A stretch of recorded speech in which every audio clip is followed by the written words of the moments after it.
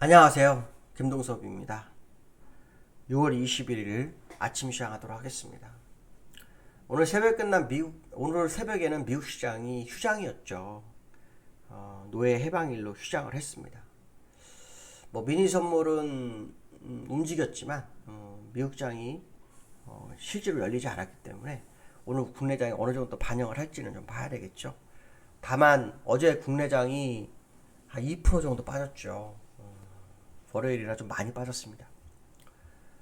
빠진 거에 대한 일부 되돌림이 있을 수 있는 하루이기도 합니다. 물론 오늘 미국 시장의 그 해외 미니 선물이 어떻게 움직이냐에 따라 좀 다를 수는 있겠지만 일단 어저께 항상 급락 후에는 반등 시도가 한 번씩 있죠. 그래서 그 가능성도 좀 있어 보이는 하루긴 한데요. 중요한 것은 뭐냐면 그 반등이라는 게 추세 반전이나 이런 거하고 전혀 상관이 없을 것 같고요. 다만 이제 심리가 깨진 거에 대해서 일부 회복시키고자 하는 노력이 있을 수 있지 않을까. 그러나 중요한 것은 뭐냐면 미국이 7월 달에 자이언트 스텝을 할 거라는 거, 그다음에 인플레이션이 여전히 고점이라는 거, 전 세계가 다 금리 인상에 시도하고 있는 과정이라고 한다면 사실은 반등은 정말 땡큐가 되는 거죠. 물량을 줄일 수 있는 절호의 찬스, 이런 해석을 해보시는 게 좋아요. 반등이 들어오면 오히려 저점 분위기로 형성되면서 매수가 들어오는 경우가 꽤 많거든요. 그럴 때 좀 조심해야 됩니다. 그런 것도 한번 감안하셔야 되고요. 오늘 밤 미국 시장에서 어떤 모습이 나올지는 좀 더 지켜봐야 되겠지만 시장이 긍정적으로 흘러가긴 좀 부담스러운 위치에 있는 것만큼은 사실이 아니냐, 이런 해석을 해봐야 될 것 같습니다.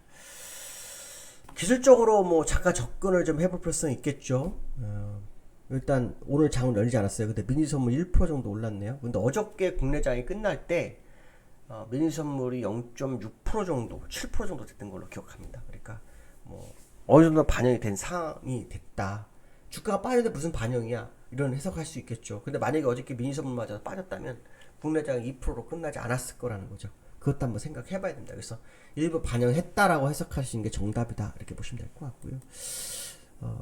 다우는 기술적으로 보시면 지금 5일선 밑에 있잖아요. 일목균형표 사고로는 아직 바닥이 아니다라는 얘기를 이제 많이 하고 있어요. 특히 월봉도 지금 60월선이 28,000이잖아요. 그래서 아마도 60월선까지는 일단 가지 않을까. 간 다음에 거기서 방향성을 다시 확인하는 작업을 하지 않겠냐, 이 생각을 해본다 그러면 지금 미니 선물의 상승은 의미가 없을 수 있다라는 거죠. 본장에 가서 그 모습을 확인하는 게 좋겠다. 이런 말씀 드리고 싶고요.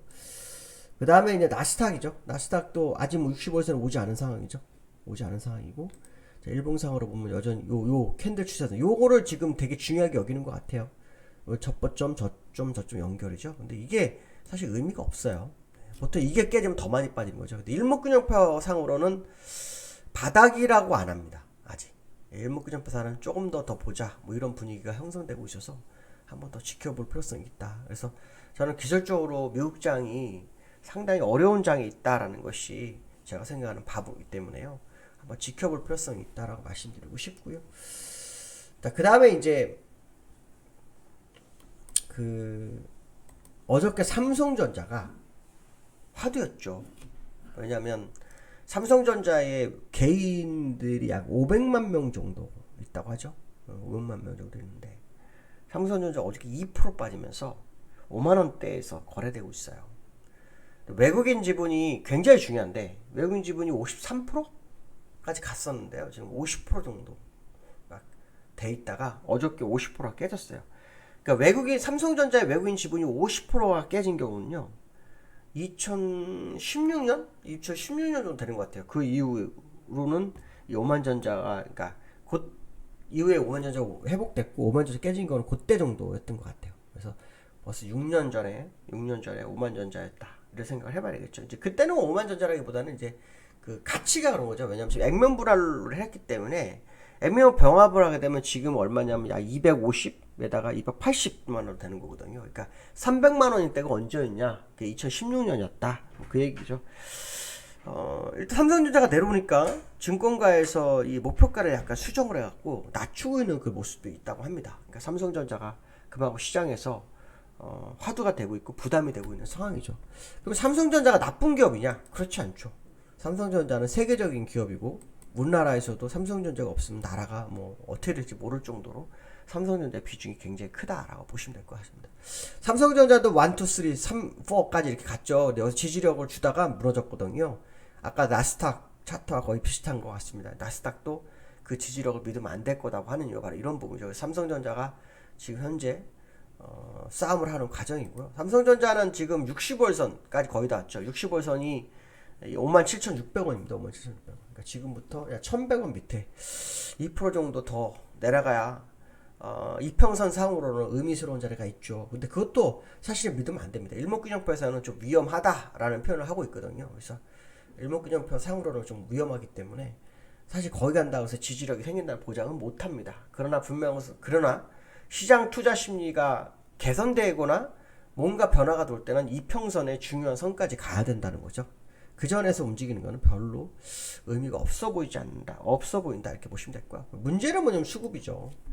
삼성전자 수급을 좀 보시면 삼성전자는 지금 기관이 매수라고 외국인이 매도를 하고 있어요. 근데 외국인들이요 어마어마하게 팔았어요. 기관은요 이제 소폭 사고 다 개인이 샀어요. 그러니까 개인이 사는데 기관이 좀 받쳐준 정도에 불과한 거죠. 결국은 외국인만 팔고 있는 상황. 근데 외국인이 삼성전자 판다 의미가 굉장히 크죠. 50%를 이탈시켜가면서 매도하고 있다. 그럼 뭐 얘기예요? 이 가격을 원치 않는다는 얘기잖아요. 기관은 여기서 왜 받을까요? 받을 사람이 없는 거죠. 어쩌면 기관이 오판한 걸 수도 있어요. 금융투자업자만 들어오잖아요. 금융투자업자가 지금 계속 며칠 들어왔어요. 며칠 들어와서 지금 약 한 350만 주 물렸는데 금융투자업자는 언제든지 빠져나갑니다. 믿으면 안 되죠. 그러나 분명해서 뭐냐면 삼성전자가 수급 쪽으로도 안 좋고 그렇죠? 지분 쪽으로도 안 좋고 세계 경기에서도 상당히 부담으로 받고 있고 증권사의 목표치도 하향되는 그런 상황 속에 있기 때문에 쉽지 않은 구조로 가고 있는 것은 사실일 거다. 저는 뭐 삼성전자 오늘도 봐야 되겠지만 일단 뭐 외국인들이 귀환할 수 있는 조건이 형성돼야 되는데 외국인이 귀환하지 않으면 삼성전자가 사실 외국 기관과 개인이 올리기는 굉장히 부담스럽죠. 개인이 올리기는 더 힘들고요. 기관이 좀 힘을 쓸 수 있죠. 기관도 보면은 항상 막판에 삽니다. 약간 밀리는지 어제 같은 경우에도 막판에 받아서 주가를 끌어올리는 이런 역할을 했는데 어쨌든 기관의 행복, 외국인의 행복, 삼성전자의 치열한 전투가 계속 이루어지고 있다는 것만큼은 잊지 말아야 되겠다 말씀드리고 싶고요. 세 번째로는 코스피가요. 외국인 셀코리아 2,400을 이탈했는데요. 그 외국인의 그 비중이 그러니까 우리나라 시장 외국인의 비중이 최저가 됐습니다. 최저.